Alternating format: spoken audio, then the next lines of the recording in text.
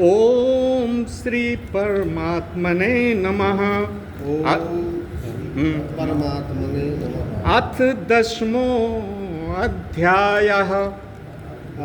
दशमो अध्यायः। श्री भगवान उवाच। श्री भगवान उवाच। भूय एव मा बाहो शृणु मे परमं वचः।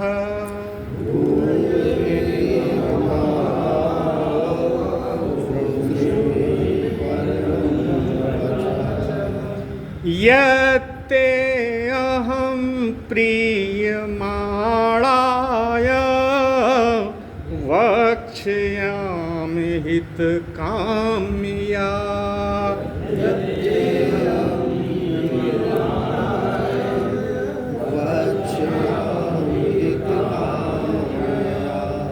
न मे विदुः सुरगणा प्रभवं न महर्षयः।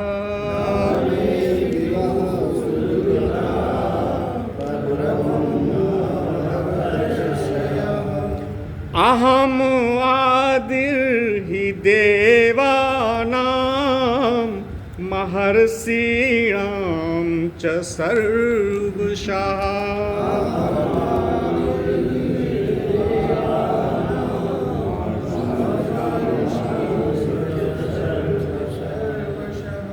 यो मां जम्नादिं च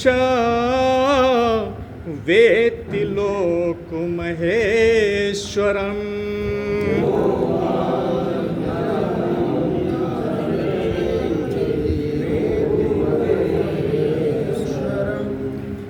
असम्मूढः समर्तेषु सर्वपापैः प्रमुच्यते।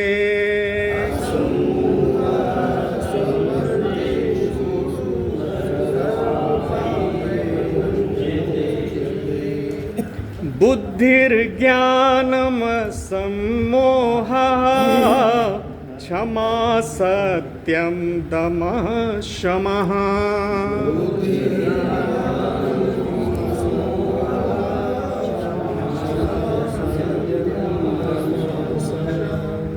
सुखं दुःखं भवो भावो भयं च अभयम् एव च।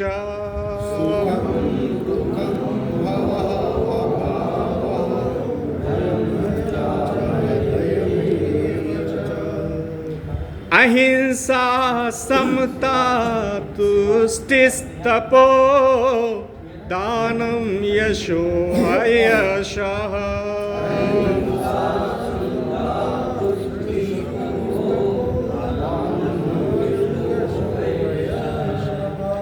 भवन्ति भावा भूतानां मत्येव पृथग् विधा।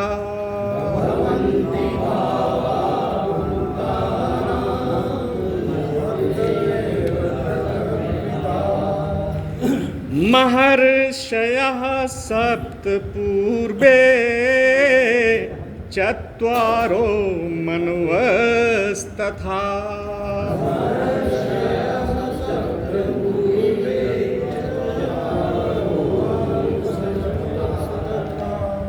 मद्भावा मानसा जाता येषां लोक इमाः प्रजा।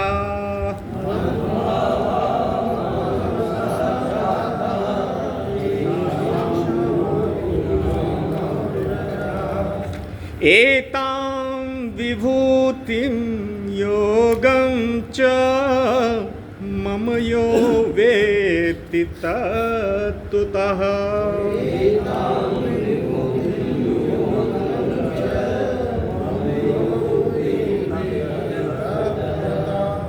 सोऽविकम्पेन योगेन युज्यते नात्र संशयः।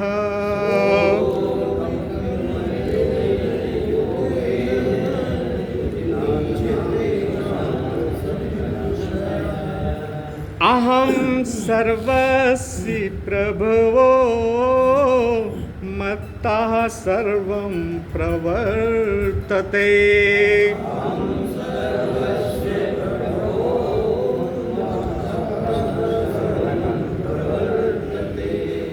इति मत्वा भजन्ते मां बुधा भाव समन्विता।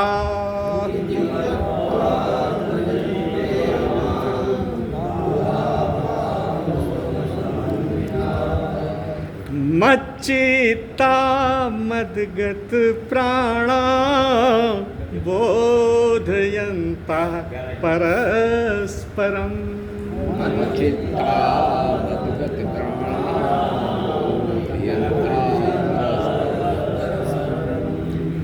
कथयन्तश्च मां नित्यं तुष्यन्ति च रमन्ति च।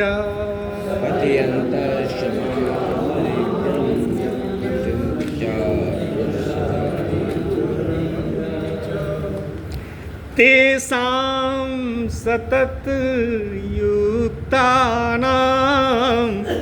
भजतां प्रीतिपूर्वकम्।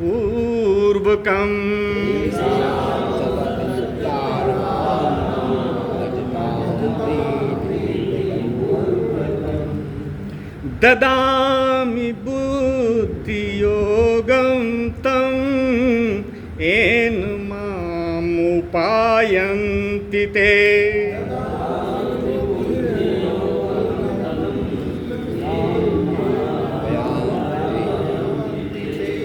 जी जी इसका 11वां वाला कर दें। आज हमारी भी ये इच्छा थी कि उसके साथ ये पूरा राइट नहीं, ये हम सोच के आए थे लेकिन हमने कहा नहीं कि 11 उसके साथ जाएगा। देखिए कनौजिया जी कितना अध्ययन करके आए। चलिए उसको भी गा देते हैं। ठीक। तेषां एव अनुकंपार्थं अहम अज्ञानजं तमः।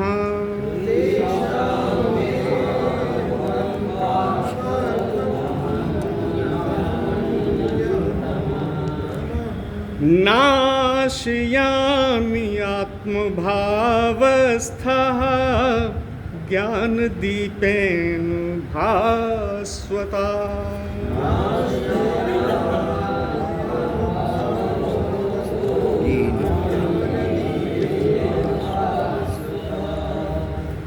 जी हम लोग विषाद योग से चलते हुए विभूति योग में आ गए हैं। अब आपको पार्थ वो नहीं मिलेंगे जो विषाद योग में मिले थे। अब उनके प्राणों में चमक आ गई है, आत्मा में तेज आ गया है। जितना उनका आत्मविश्वास लुटा हुआ था वो सब धीरे धीरे रिस्टोर हो गया है।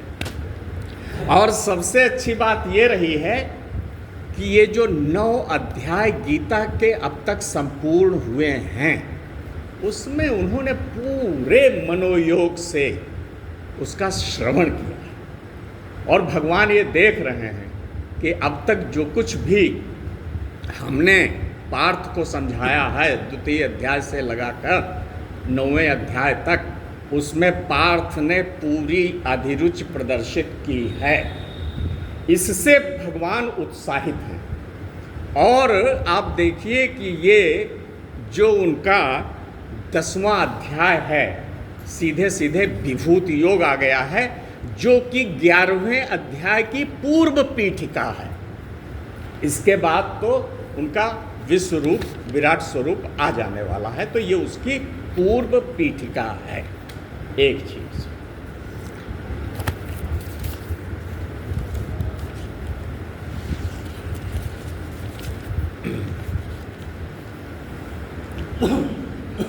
अब इतने ज्ञान में क्या क्या हुआ है अगर संक्षिप्त में आप देख लें, क्योंकि हम आगे बढ़ें इससे पहले हम आपको बता देते हैं। अब पार्थ को कर्मबोध हो गया है, कर्तव्य बोध हो गया है, उसके आगे आत्मबोध हो गया है। और अब उनको ईश्वर बोध कराया जा रहा है, परमात्म बोध, ब्रह्म बोध कराया जा रहा है। इसलिए ये इसमें परमम बचा, आप लोग पद देख लीजिए, जहाँ जहाँ भगवान अपना रहस्य उद्घाटित करेंगे।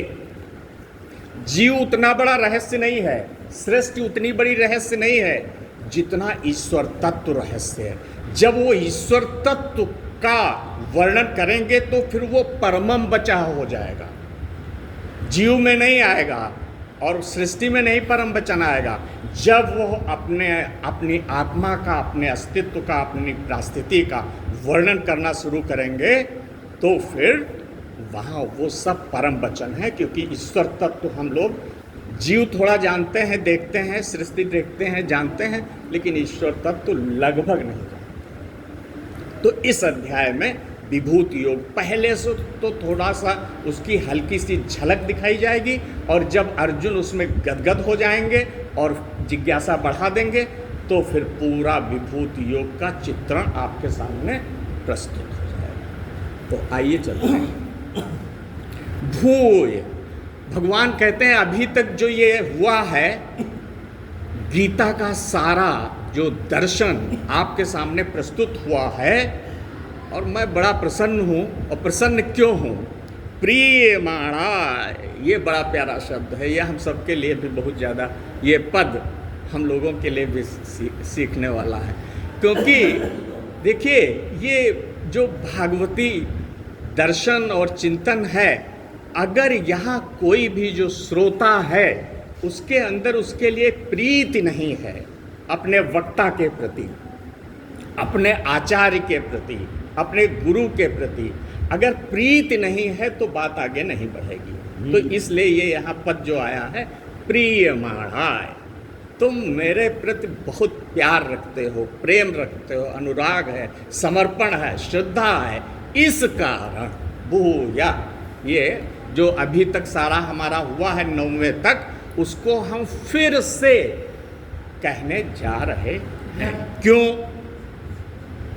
श्रृणु में परमम बचा, चूंकि अब इसमें इस पूरे विभूति योग में भगवान का सारा रहस्य उद्घाटित होने वाला है। इसलिए ये इन वचनों की जो वाणी की का जो स्तर है वो परमम तक चला गया। आप देख रहे हैं ना, नहीं तो आप परमम यहाँ नहीं समझ पाएंगे, फिर आप भटकते रह जाओगे, परमम नहीं समझ। चूंकि इसमें भगवान का रहस्य आया है, इसलिए ये यहाँ परमम बचा हो गया। ये मैंने कहीं नहीं देखा, लेकिन मेरे अंदर जो भाव आया शायद यही है, क्योंकि इसमें पूरा का पूरा 42 श्लोक हैं और उसमें सब कुछ भगवान के ही रहस्य का वर्णन है। तो हित काम में आया, पार्थ से चूंकि बहुत प्रसन्न हैं, तो कहते हैं तुम्हारे मंगल के लिए, तुम्हारे अभ्युदय के लिए, तुम्हारे निःश्रेयस के लिए मैं फिर से अभी तक जो कुछ कह आया हूँ, जो कुछ प्रकट कर आया हूँ, जो भी दर्शन मैंने तुम्हें दिया है गीता का, उससे मैंने देखा तुम बहुत लाभान्वित हुए हो, तुम्हारे प्राणों में तेज आया, तुम्हारे अंदर हमारे उस सारे दर्शन को सुनने की और उसमें विश्वास करने की जो श्रद्धा है वो मैं देख रहा हूँ। इसलिए मैं अपनी सारी बातों को फिर से तुम्हारे सामने, तुम्हारे मंगलार्थ मैं कहने वाला हूँ, रखने वाला हूँ। श्रवणु में, श्रवणु, आप मेरा श्रवण कीजिए, क्योंकि ये परमम बचा है, ये मेरा रहस्य है, ये मेरा अपना स्वयं का वर्णन है, इसलिए परम है और चरम है। मैं यत्ते हम, मैं वो सारी चीज़ें तुम्हारे हित के लिए, मंगल के लिए रखने वाला हूँ, और तुम अपनी पूरी श्रद्धा के साथ उनका श्रवण करो। ठीक है, आगे बढ़ते हैं। अब भगवान देखे यहीं से रहस्य खुलना प्रारंभ हो जाता है। क्या? न में विदुः सुरगणा, पहला भगवान के बारे में सुनो। क्या प्रभवम, मेरी उत्पत्ति के रहस्य को, न में विदु सुरगणा, ये जो देव समष्टि है ये भी मेरे रहस्य को नहीं जानती है। अब देखो उनका स्टेटस खुलना शुरू हो गया, प्रभु का, भगवान का, परमेश्वर का, ब्रह्म का स्टेटस खुलना शुरू। देखो ये स्टेटस नरेशन है, आप लोग समझ रहे हो ना, कोई अपने बारे में जब कहने लगा तो फिर बात आप देखिए कहाँ से शुरू होती है। उनका स्टेटस जरा देखिए। न में हम लोग सुरों को ही बहुत ऊंचा समझते हैं। न में विदुह सुरगणा, ये जो देव समस्त में कौन से हुए? ये सारे हमारे वैदिक देवता, हमारे ये एकादश रुद्र, 12 आदित्य, प्रजापति, उषा, मित्र, वरुण, अर्यमा, अश्विनी कुमार, 49 मरुदगण, ये जितने देव समष्टि है, और देव ही नहीं देवी समष्टि भी है, कोई नहीं जानता उनके प्रभवम, उनकी उत्पत्ति को। ये उनका स्टेटस है। न महर्षया, यहाँ महर्षया से आप ये न समझिए और सारे हमारे यहाँ के, ये वो सप्त महर्षि हैं। सप्त महर्षि आदि के जो सप्त, जिसमें मरीच हैं, अंगिरा हैं, क्रतु हैं, पुला हैं, पुलस्त हैं, वशिष्ठ हैं, अत्रि हैं, ये सब जो हमारे सप्त महर्षि हैं, क्योंकि आगे चल करके वो सप्त कह देंगे ना, इसलिए महर्षिया में आप यहाँ सप्त महर्षियों को समझ लीजिए। वो भी नहीं जानते। पहले तो ये सुरगणा नहीं जानते, और उसके बाद ये जो सप्त महर्षि बिल्कुल आदि में थे, वो भी मेरी उत्पत्ति के रहस्य को नहीं जानते। प्रभवम,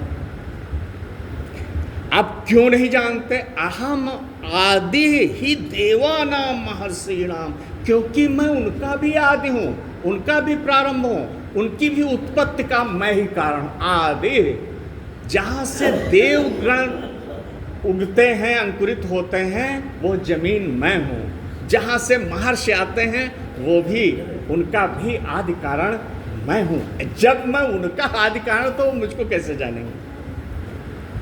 उन्हीं का उनको उत्पन्न करने वाला होने के कारण वो भी मेरे उत्पत्ति के विधान को, रहस्य को नहीं जानते। सर्वसाहा, वो भी हर प्रकार से इस रहस्य को नहीं जानते कि ये जो ब्रह्म तत्व है, जो पुरुषोत्तम तत्व है, इसमें तो वासुदेव जो श्री कृष्ण है, आप उन्हीं को मान लीजिए, वासुदेव श्री कृष्ण को, कि उनके उत्पत्ति के विधान और रहस्य को न सुरगणा, न देवगण, देव समष्टि, और न महर्षि समष्टि, ये कोई नहीं जानते हैं, क्योंकि मैं उनकी सबकी उत्पत्ति का मूल आदि कारण हूँ।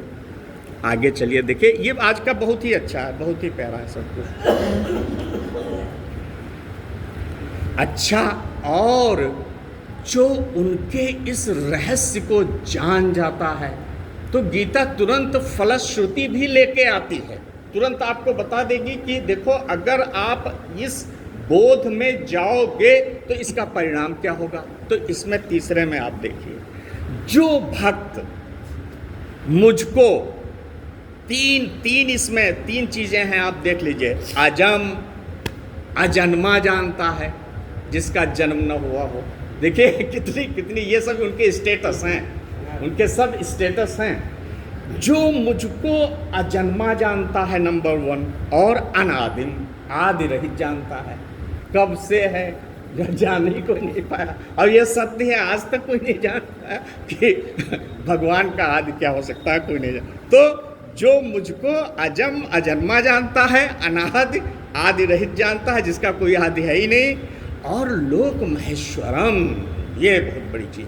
ये जो अनंत अनंत अरबों खरबों, कम से कम इस समय जो अगर सृष्टि है, विज्ञान की दृष्टि से हम आप लोगों को बताएं तो इस समय 200 बिलियन गैलेक्सीज हैं इस कॉस्मोस में। कितनी? 200 बिलियन।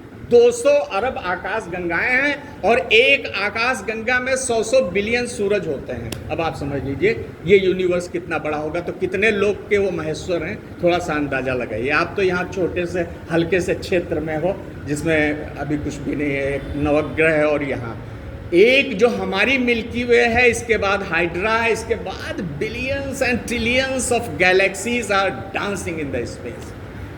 उस लोक के महेश्वर हैं। आप ये ना समझिए कि ये यहाँ हल्का सा ये जो हमारी पृथ्वी आ गई, ये इसका तो अतः पता नहीं है इस लोक में, उस ब्रह्मांडी क्षेत्र में इसका तो कुछ पता नहीं, तो कण के बराबर भी नहीं तुल रही है। तो उस लोक, और उसी लोक के महेश्वर नहीं, वो प्राण के लोक के भी महेश्वर हैं, मन के लोक के भी महेश्वर हैं, और आत्मा के भी लोक के महेश्वर, सारे स्वर्गों के भी वो महेश्वर। तो वो है लोक महेश्वरम। तो जो जानता है इन तीन रूपों में, कौन कौन ये जानता है, इस चीज को समझ लीजिए, ऐसे सारे पापों से कोई मुक्त नहीं हो पाएगा। उनको बिल्कुल बोध करता है, उनका अनुभव करता है, अपने जीवन में उनको फैला हुआ देखता है, उनके साथ हर समय जुड़ा हुआ देखता है।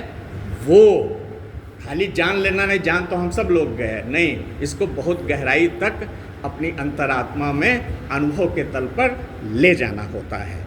तो सह मर्तेषु असमूढ़ा, ऐसा व्यक्ति फिर मूढ़ तो नहीं है। जो भगवान के जो जीव के रहस्य को जाने वही मूढ़ नहीं है, जो श्रेष्ठ के रहस्य को जाने वो तो वैज्ञानिक ही हो जाता है, वो तो परम ज्ञानी हो गया। और जो भागवत रहस्य को भी जान जाए, समर्तेषु असमूढ़ा, वो परम ज्ञानी है। असमूढ़ा का मतलब हुआ वो परम ज्ञानी। मर्तेषु माने मनुष्यों में, वो मनुष्यों के बीच परम ज्ञानी है, जो मुझे इस रूप में जानता, देखता और अनुभव करता है। तो क्या होगा उसका परिणाम? देखिए, फलश्रुति आ गई, सर्व पापैः प्रमुच्यते। जो भी मुझको इस स्थिति में जानता है वो सारे पापों से मुक्त हो जाता है। आगे बढ़ते हैं। अब इसमें चौथे और पांचवें को आपको एक साथ ले लेना है, चौथे श्लोक को और पांचवें को एक साथ ले लेना है, इसलिए क्योंकि इसमें अभी भगवान ने थोड़ा सा अपना विभूति की झलक दिखाई है, ज़्यादा नहीं दिखाई, हल्की दिखाई। और वो इसलिए दिखाई है कि अब देख लें कि हमारे पार्थ की स्थिति क्या है, इनकी जिज्ञासा आगे कैसी है। तो आप देखोगे 17वें 18वें में फिर आगे बात बढ़ जाएगी। तो यहाँ कुछ चीज़ें जो हैं ये सब आप देखिए, ये भाव स्ट्रक्चर जो है हमारा, इमोशन का स्ट्रक्चर, क्रिया का स्ट्रक्चर कुछ यहाँ। अच्छा, विभूति का अर्थ ये होता है ऐश्वर्य। ऐश्वर्य का अर्थ ये होता है कि उनकी जो विशिष्ट अभिव्यक्तियाँ हैं, विशिष्ट शक्तियाँ हैं, विशिष्ट उनके जो यहाँ उनके आकृतियाँ हैं जो विशिष्ट हैं। अब पूरे ब्रह्मांड का तो नहीं वर्णन कर सकते हो, कहते हैं मेरे अंत का कोई विस्तार नहीं। तो जो विशिष्ट हैं उन्हीं को वो यहाँ अपना गिना रहे हैं, जो उनकी आकृतियाँ, अभिव्यक्तियाँ, शक्तियाँ जो विशिष्ट हैं उन्हीं को ले रहे हैं। तो अब आइए यहीं से देखिए, यहाँ पहले मनुष्य की चेतना में, हम लोगों की चेतना में जो जो चीज़ें अनुभव में आती हैं वो सब कहाँ से आती हैं, जरा उसका वर्णन आप लोग सुन लीजिए। पहली है बुद्धि। बुद्धि वो होती है जो आपकी निश्चय करने की शक्ति होती है, जिससे आप किसी भी बिंदु का निश्चय कर पाते हैं। तो निश्चयात्मिका जो आपके अंदर क्षमता है वो बुद्ध से आती है। ये इसका जो आद्य स्रोत हैं वो भगवान ही हैं, इसको भी देखते चले जाइए। ज्ञानम, ज्ञानम का मतलब साधारण ज्ञान से और भगवान के ज्ञान तक इसमें सारी चीज़ें इंक्लूड हो जा रही, इम्प्लाइड हैं इसमें हर चीज़ ज्ञानम में। और ज्ञानम का मतलब मिथ्या ज्ञान नहीं होता, ज्ञानम का मतलब होता है यथार्थ ज्ञान। जब आपको किसी वस्तु का यथार्थ ज्ञान हो जाए उसी को ज्ञानम कहते हैं, नहीं तो और प्रकार के बहुत सारे भ्रम और संशय और उस समय आप लहराते रहते हो तो वो ज्ञान व्यान नहीं है, वो सब भ्रम भटका होगा। यथार्थ ज्ञान जो कभी नहीं बदलता है वो यथार्थ ज्ञान। आगे चलिए, असम्मोहा, ये विषय अनुराग जो होता है ये जो खत्म हो जाए तो असम्मोहा कहता है, क्योंकि विषय ही, जितने भी संसार के विषय हैं वही आपको लुभाते हैं, आकर्षित करते हैं और बांध लेते हैं। तो उसमें से जब आपका विषय अनुराग खत्म हो वो स्थिति उसको कहते हैं असम्मोहा, क्योंकि यही चीज़ें आपको मोहित कर लेती है ना, आपकी चेतना को मोहित कर लेती हैं और बांध लेती हैं और आप विषयों में लुट जाते हैं, खर्च हो जाते हैं। नहीं, असम्मोहा ये भी भगवान से आता है। क्षमा, क्षमा आप जानते हैं कि बहुत सारी ऐसी चीज़ें होती हैं जो हमको नहीं पसंद है, बहुत सारी ऐसी चीज़ें होती हैं जो हमारे विरोध में होती हैं, हमको आहत करती हैं, दुख देती हैं, कष्ट देती हैं। बहुत सारे लोग शत्रुतावश, इल इंटेंशन के कारण हमारे प्रति ऐसे अपराध कर बैठते हैं कि हमें बड़ा दुख और कष्ट हो जाता है। तो उसमें आपके अंदर जो क्षमा की प्रवृत्ति आती है, क्षमा की वृत्ति आती है, क्षमा की क्षमता आती है, वो भी भगवान से आती है। दमः, दमः का मतलब इंद्रिय निग्रह से होता है। इंद्रियां बहुत भटकी हुई हैं, न जाने कहाँ आपको लेकर गिराएं, तो इंद्रिय निग्रह को दम कहते हैं। हैं, और मन जो भटकता है न जाने कितनी दिशाओं में, उसको शम कहते हैं। ये समझ लीजिए, दम और सम बहुत ही आते हैं इसमें अध्यात्म में। तो दम माने जो इंद्रियों का भटकाव है वो नष्ट हो जाना, और सम का मतलब है मन का शांत हो जाना, मन का निग्रह हो जाना। दम और सम ये भी भगवान से आते हैं। सुखम दुखम, अब यहाँ एक चीज़ आप लोगों के समझने की है। देखिए, भगवान सुख भी हैं और भगवान दुख भी हैं, दोनों भाव में आ गए। अब आप कहोगे जब भगवान दुख भी हैं तो ठीक ही दुख, नहीं नहीं, भगवान के सुख स्वरूप का ही आराधन करिए, दुख स्वरूप का ना करिए। जितनी चीज़ें हैं वो सब ठीक है, भगवान की हैं, भगवान के ही स्रोत से आती हैं। लेकिन अब यहाँ आपको कहो कि दुख में भी भगवान तो बराबर बराबर तुल रहे हैं, नहीं, ऐसा नहीं करना है। दुख स्वरूप भगवान को नहीं आपको लेना, क्योंकि बहुत सारी चीज़ों में वो होंगे, वो आपको त्याज्य कर देनी, वो नहीं उठानी है। तो सुखम दुखम, लेकिन इनके स्रोत जो हैं वो भी भगवान से आते हैं, सुख और दुख के। और भव अभाव, भव अभाव के काफ़ी लोगों ने अलग अलग वर्णन कर रखे हैं। भवः अभावः, यहाँ जो मुझे सबसे ठीक लगा है, वैसे तो जयदयाल गोविंदका जी ने इसको उत्पत्ति और प्रलय मान लिया है, मैं उत्पत्ति प्रलय नहीं, क्योंकि यहाँ एक व्यक्तिगत बात चल रही है, इसलिए यहाँ मनुष्य के जीवन और मृत्यु का यहाँ अर्थ है, क्योंकि उत्पत्ति प्रलय का भी बहुत बड़ा विषय यहाँ नहीं है। इसलिए भवः माने जन्म और अभावः माने मृत्यु, ये ले लीजिए। भयम च अभयम एव च, चूँकि ये यहाँ कंप्लीट नहीं हो रहा था इसलिए 5वें तक हम लोग चले गए। भय भी भगवान है और अभय भी भगवान है, फियर भी भगवान है और फियरलेसनेस भी भगवान है। लेकिन आपको उनसे भय नहीं लेना है, आपसे अभय ले लेना है। दोनों चीज़ें हैं उनके पास, भय भी है अभय भी है, यही यहाँ सीखने की बात होती है। नहीं तो आदमी समझेगा कि दुख भी भगवान है, भय भी भगवान है, तो ये सब भी तो ग्रहणीय है, इसमें क्या बात है। नहीं नहीं, आपको उनसे जब लेना है तो अभय ले लेना और सुख ले लेना, और दुख नहीं लेना और ना भय लेना है, ये सब चीज़ें नहीं लेनी। आगे चलिए, ऐसा ही थोड़ा आगे भी है। अहिंसा, किसी को मन वाणी कर्म से कष्ट न देना, ये बहुत बड़ी चीज़ है। और ये होता नहीं है, हम लोगों से कहीं ना कहीं कुछ तो ऐसा हो ही जाता है जिसमें हम किसी को कहीं से कष्ट पहुंचा देते। चाहे कभी कभी हम अच्छी बात करें तब भी लोगों को बुरा लग जाता है, तो अब क्या करोगे।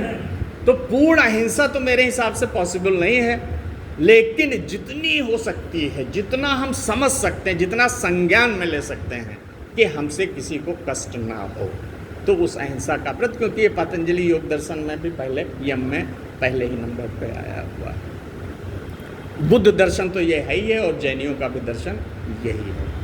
इसके अलावा समता, समता पर गीता ने बहुत फोकस किया है। समत्व को तो योग का की ही श्रेणी दे दी। समत्व का मतलब होता है जितने भी प्रकार के द्वंद्व हैं, सुख दुख, मान अपमान, हानि लाभ, जितने भी प्रकार के द्वंद्वों को आप फेस करते हैं, उसमें आपकी चेतना समत्व में स्थित होना चाहिए। और गीता ने इसको इतना उठाया है समत्व को कि इसको योग ही बना दिया है। समत्व, तुष्टि, तुष्टि का मतलब होता है संतोष, द एलिमेंट ऑफ कंटेंटमेंट। इसमें मनुष्य के अंदर हो, तो हमने देखा बहुत सारे लोग सारी चीज़ें संसार की पाए हुए हैं, संतोष नहीं है। अब वो एक नया दुख अपने लिए सृजित कर बैठे हैं। दुख नहीं है कोई, भौतिक वस्तुएं अपार हैं, अन्य चीज़ें अपार हैं, लेकिन संतोष नहीं। अब संतोष न होने के कारण दुख की जेनेसिस हो जाती है। अब आप इसका क्या कर लोगे। तो संतोष, ये संतोष की वृत्ति भी भगवान से आती है। तुष्टि, अच्छा तपो, तपाह, तपाह को आप लोग समझ लीजिए, जितना भी आप अपने आत्मशोधन के लिए कष्ट सहते हैं वो सब तप में आ जाता है। जितना आत्म परिष्करण के लिए, सेल्फ प्योरिफिकेशन के लिए, भगवान की ओर ले जाने के लिए, भागवत दर्शन के लिए, जितना भी आप व्रत संयम अनुशासन करते चले जाते हैं, वो सब तप में गिनती उसकी होती है। लेकिन अब आप कहो कि हम जीवन की अन्य वस्तुओं को पाने के लिए जो बहुत सारी साधना करते हैं, वो साधना नहीं। भौतिक वस्तुओं के लिए पाने में फिर उसको तप नहीं कहा जाएगा। तप शब्द तब आएगा जब आप भगवान के लिए, परम सत्य के लिए, उसको पाने के लिए, अपने आत्मा को पात्र बनाने के लिए जिस विधि का पालन करते हैं, जिस व्रत का पालन करते हैं, उसको तप कहा जाता है। है। तो तप एक बहुत बड़ी चीज़ है। दानम, ये हमारे यहाँ बहुत पुराना संस्कार है, दानम, दान देने का। जो भी वंचित लोग हैं, जो भी पात्र लोग हैं, जो भी ऐसे लोग हैं जिनकी मदद की जानी चाहिए, तो उनके लिए दान की वृत्ति बड़ी शुभ वृत्ति है। और हम सब लोगों को भी जीवन में कुछ न कुछ अपनी सामर्थ्य के अनुसार दान की वृत्ति को जरूर रखना चाहिए। दानम यशः आयसः, भगवान कहते हैं चाहे यश हो चाहे आयस हो, कीर्ति हो अपकीर्ति हो, जो कुछ भी हो, ये सब भी मुझसे आते हैं। जितनी वृत्तियां हैं चित्त की, जितनी वृत्तियां हैं, देखिए जितने आपके द्वंद्व हैं, जितना जो कुछ भी भाव जगत में है, जितना जो कुछ भी इमोशन की फील्ड में है, वो सब भगवान से ही आता है। यश वो भी है ना, हानि लाभ, जीवन मरण, यश अपयश, विधि हाथ, तो ये सारी चीज़ें देखिए जिनका स्रोत वही भगवान वासुदेव, ऐसा है ऐसा। अब उसको उन्होंने पांचवें उत्तरार्ध में, पांचवें श्लोक के उत्तरार्ध में स्पष्ट कर दिया। क्या है? भवन्ति भावा भूतानाम मत्तएव पृथक विधा। ये जो पृथक विधा भावा हैं, जिनका अभी हमने बुद्ध से लगा करके और आयस तक वर्णन किया, ये सारे जो पृथक पृथक चित्त के भाव हैं, पृथक विधा, ये सब अलग अलग, ये अलग अलग जितने भावों का मैंने अभी तक वर्णन किया है, कहाँ से लगा के? बुद्ध से लगा के और आयस तक।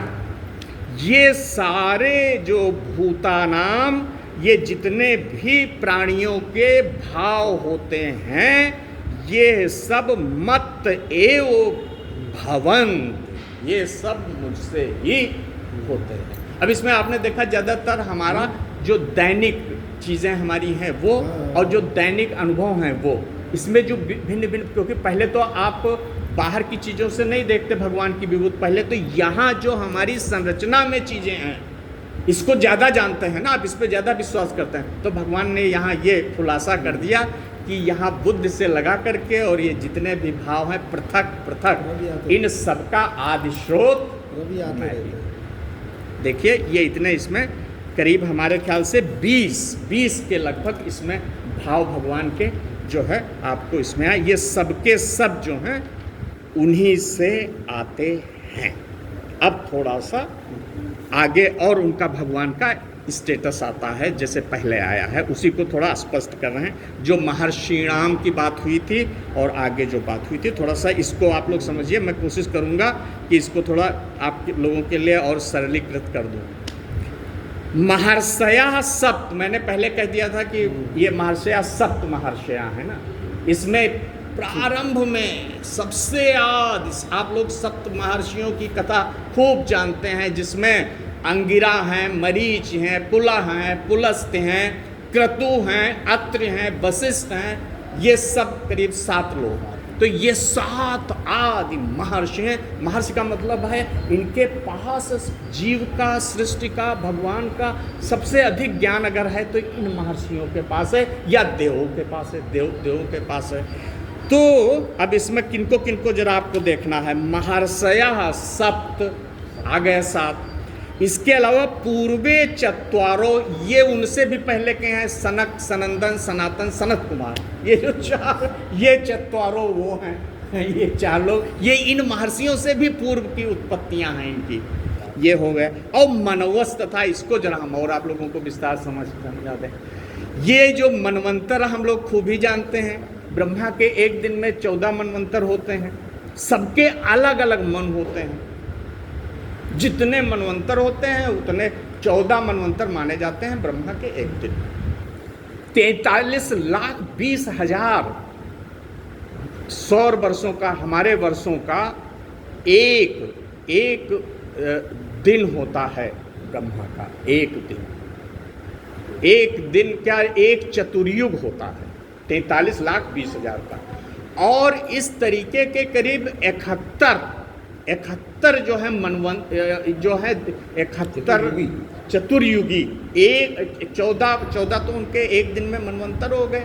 14 और 71 चतुर्युगी हैं, और ये संख्या होती है जाके 4 अरब 42 करोड़ के लगभग, 32 करोड़ के लगभग, इतना सारा ये होता है। तो ये जो हमारे ब्रह्मा का एक दिन है ये बहुत विशाल है। इस समय बताते हैं कि ब्रह्मा का 51वां वर्ष चल रहा है, और उसका ये प्रथम दिन है जिसमें हम लोग हैं। ब्रह्मा के 51वें वर्ष में ये प्रथम दिन है। तो ब्रह्मा के एक दिन में 14 मनवंतर होते हैं।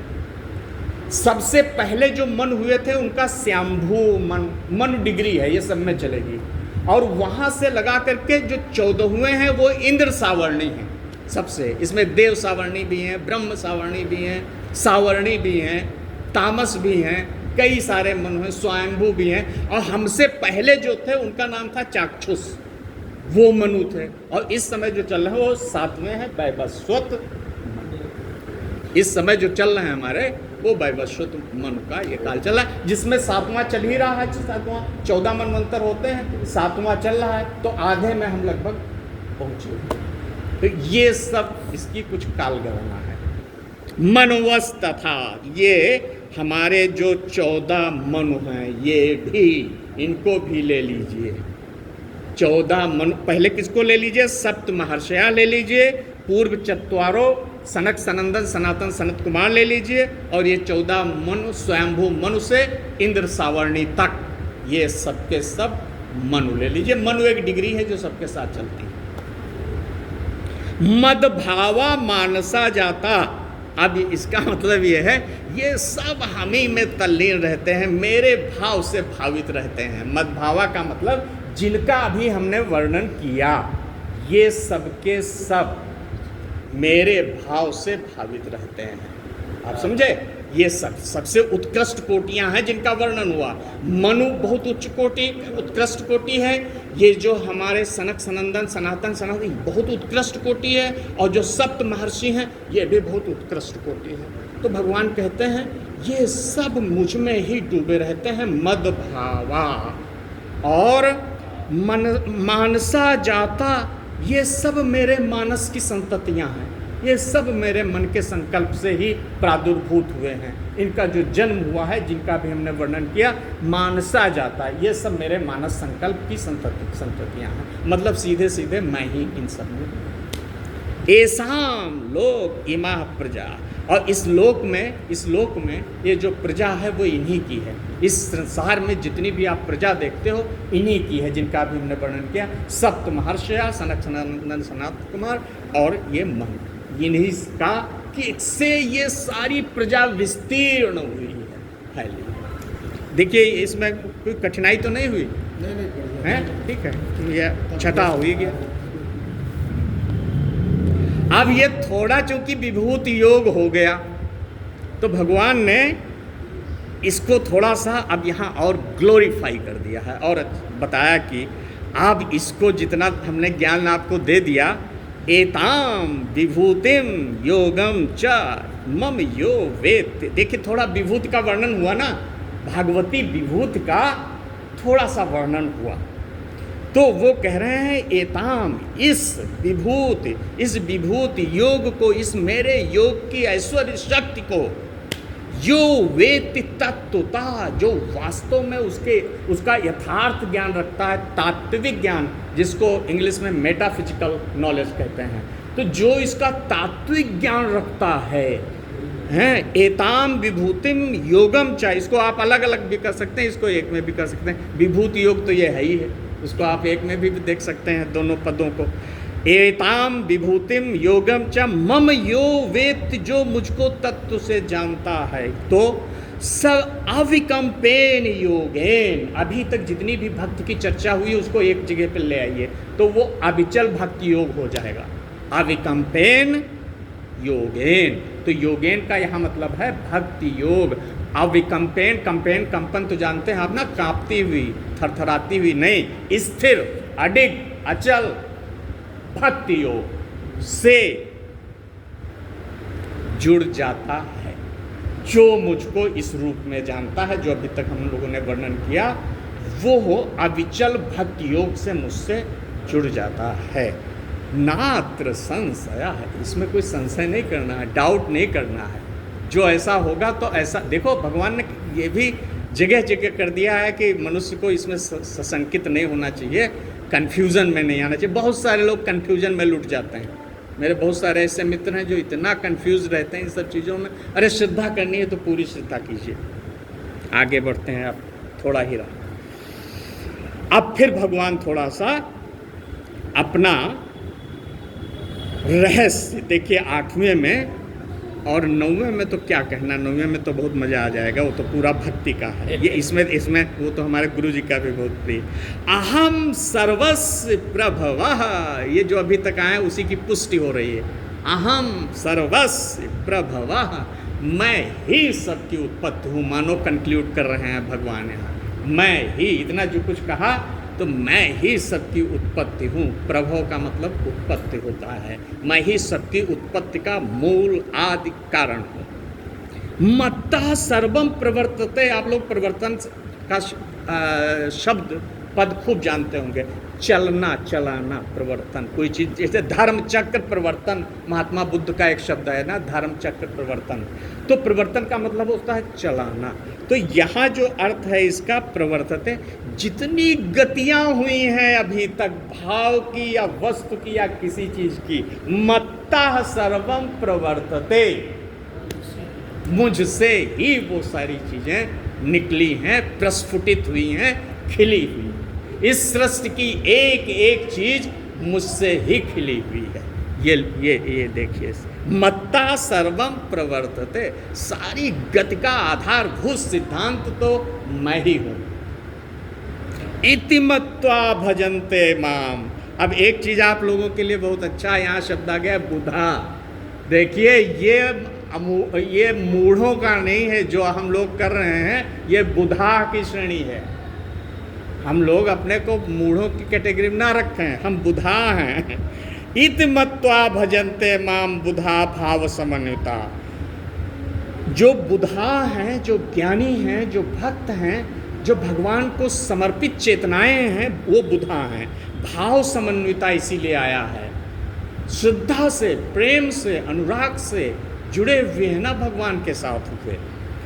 यह जानकर, यह मानकर, यह विश्वास कर और इसका बोध कर, जो भजनते अहम इति मत्वा भजन्ते माम बुधा भाव समन्विता, इस प्रकार से मुझको जानते हुए मेरा ही निरंतर भजन करते हैं, मेरी उपासना करते हैं, मुझको समर्पित होते हैं।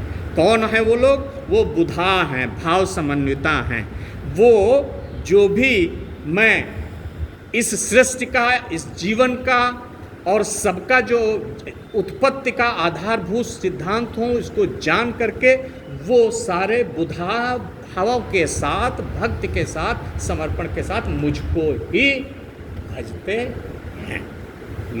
ये हो गया इति मत्वा, इसको समझ करके मुझको, मेरा ही भजन करते हैं। अब देखिए गुरु जी का हमारे बड़ा प्रिय सिद्धांत है, ये बड़ा प्रिय श्लोक है गुरु जी का।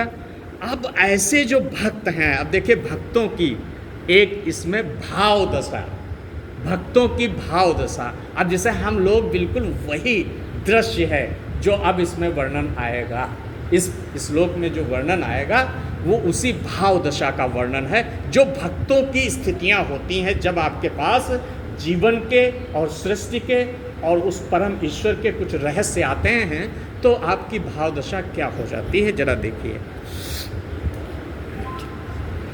अब पहला है, ऐसे लोगों का जो चित्त होता है मत, वो हमेशा भगवान में ही लग जाता है। ऐसे भक्त जो हमेशा मुझ में ही चित्त लगाए हुए हैं, जिनका चित्त मुझको ही समर्पित है, पूरा अंतःकरण, उनके प्राण, उनकी चेतना, सब कुछ मत चित्ता सब भगवान के साथ उसका पूर्ण तादात्म्य हो गया। एक चीज़। और मदगत प्राण, देखिए प्राण को यहाँ अलग कर दिया गया। पहले चित्ता आया ना, चित्त में अंतःकरण आ जाता है, पूरा चेतना आ जाती है, लेकिन प्राण एक अलग चीज़ है, बहुत ही विशिष्ट चीज़ है, जिसके कारण ही प्राणी होता है, जिसके कारण ही जीवन होता है। तो प्राण को अलग किया। उन्होंने कहा चित्त तो लगा, लेकिन प्राण भी इधर उधर बिखरे हुए हैं, प्राणों को भी ले लीजिए। तो जो निरंतर मुझ में अपना चित्त लगाए हुए हैं जो भी भक्त, और साथ ही साथ जिनके प्राण भी मुझ में ही डूबे हुए हैं, मदगत मुझ में ही डूब गए हैं, चले गए हैं। ऐसा होता है मीरा की तरह, महाप्रभु चैतन्य की तरह, ऐसा ही हो जाता है, प्राण बिल्कुल चले जाते हैं वहाँ। और आपस में वो एक दूसरे के यही बातें करते हैं, अरे भगवान कैसे हैं यार, भगवान को कभी आपने देखा, भगवान कभी आपको मिले? आपस में बस वो भागवती चर्चा ही करते रहते हैं। चित्त भगवान में लगा, प्राण भगवान में लगे, आपस में अगर बैठ गए इस तरीके से हम लोग, तो भी भागवती चर्चा ही बोधयंता, परस्परम बोधयंता, आपस में बात भी यही चलती जैसे हम लोगों की चल रही है। ये लोग जो ये श्रेणी है, ये श्रेणी है, बहुत उत्कृष्ट श्रेणी है। आपस में अरे भाई भगवान को कभी आप मिले, कोई अनुभव है आपको? कहीं ना कहीं यार तो मुलाकात हुई होगी, कुछ तो कुछ आपका काम, तो वो आपस में भगवान को का विषय ही छेड़ते हैं, भगवान का ही संगीत मानो चलता है परस्परम। अच्छा, कथयंतश्च माम नित्यम, और मेरा ही गुणगान, मेरा ही संकीर्तन, मेरे बारे में ही सारी चीज़ें वो कहते हैं एक दूसरे से। अच्छा भाई कुछ तो यार सुनाइए आप कर्नल साहब, कुछ तो भगवान की एक प्रार्थना सुना दीजिए। तो वो आपस में यही सब, इसी में उनका रस, अलौकिक रस होता है। अच्छा, और उसी में वो तुष्ट रहते हैं, ये क्या कहते हैं, तुष्यन्ति च, उसी में उनको सारा सुख मिलता है, सारा आनंद मिलता है, सारी उनकी तृप्ति होती है, मानो उनके लिए वो अमृत बरस रहा हो। जो ये हो रहा है ना भागवती कथा, इसी में ऐसे भक्तों का पूरा आनंद, पूरा रस होता है। तुष्यन्त च और रमन्त च, वो मुझ में ही मानो मेरे ही भाव में रमण करते हैं, निवास करते हैं, खेलते हैं, भगवान में ही वो खेलते रहते हैं, हर समय भगवान में ही खेलते रहते हैं। तो ये जो 9वां है, ये बहुत उत्कृष्ट कोटि के भक्तों की कहानी है। अब लास्ट ये 10-11 बढ़ गया मामला थोड़ा। अब ऐसे लोगों को जिनका हमने वर्णन किया, ऐसे वो क्या हैं, उनका जो विशेषण आया है वो है सतत युक्तानाम और भजताम प्रीति पूर्वकम। ये 2 विशेषण आ गए ऐसे लोगों के लिए। क्या वो एक तो हमेशा मुझ में युक्त हैं, ऐसे भक्तगण मुझ में पूरी तरीके से समाये हुए हैं, डूबे हुए हैं, और मेरा बड़े प्रेम के साथ हर समय भजन करते हैं, गायन करते हैं, वाचन करते हैं, मेरे लिए ही स्वाध्याय करते हैं, जो कुछ करते हैं सब मेरे लिए ही करते हैं। तो क्या करता हूँ फिर, मैं क्या करता हूँ? देखिए गीता तुरंत फलश्रुति लेके आ जाती है, जो ही थोड़ा आपसे साधना कराएगी, क्या बात, गीता जहाँ थोड़ी आपको साधना मार्ग पे ले जाएगी 2-4 कदम, फिर आपको फलश्रुति दे देगी कि देखो इसका परिणाम ये होगा। और वो है क्या, ददामि बुद्धि योगम तम। ऐसे लोगों को जो अभी तक हमने बताया, ये जो श्रेणी है, उनको मैं बुद्धि योग का मतलब होता है समता योग, समता के योग का मतलब होता है वही सबसे ज़्यादा जो दिक्कत हम लोगों को होती है ये द्वंद्वों से निपटने में होती है, कहीं इधर आप गिरे, कहीं उधर गिरे, कहीं यहाँ आ गए। तो ये जो समता का योग है, यही ब्रह्म का जो है, ब्रह्म की चेतना है, समत्वम, ये ब्रह्म की चेतना है। तो वो मैं उनको समता का योग दे देता हूँ, और उससे एन माम उपयांति थे, उससे वो मुझको प्राप्त, उपयांति थे, उससे वो मुझको प्राप्त हो जाते हैं, उससे वो मुझको सहजता में, सहज मार्ग से प्राप्त कर लेते हैं।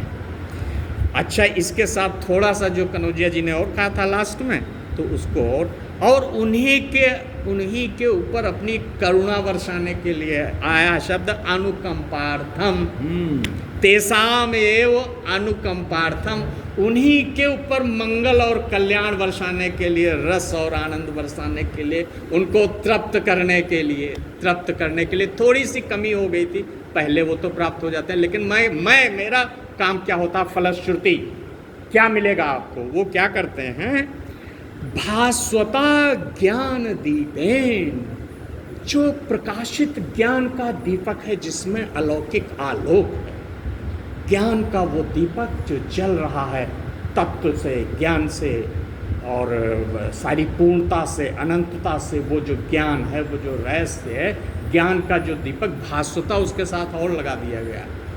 खाली ज्ञान दीपक नहीं रखा गुरु जी, उसके साथ विशेषण में उसको और पुष्ट करके भास्वता कह दिया गया। भास्वता ज्ञान दीपेन आत्म भावस्था अज्ञानजम तमः नाशेना, उनके अंतःकरण में जो अज्ञान से उत्पन्न अंधकार है, मैं उस ज्ञान के दीपक के प्रकाश में उस सबको नष्ट करूंगा, उसको समाप्त कर दो। देखिए, दो चीजें हो गई। एक तो ऊपर उन्होंने सारी चीजें दी, लेकिन वो करते क्या हैं वो इसमें आ गया।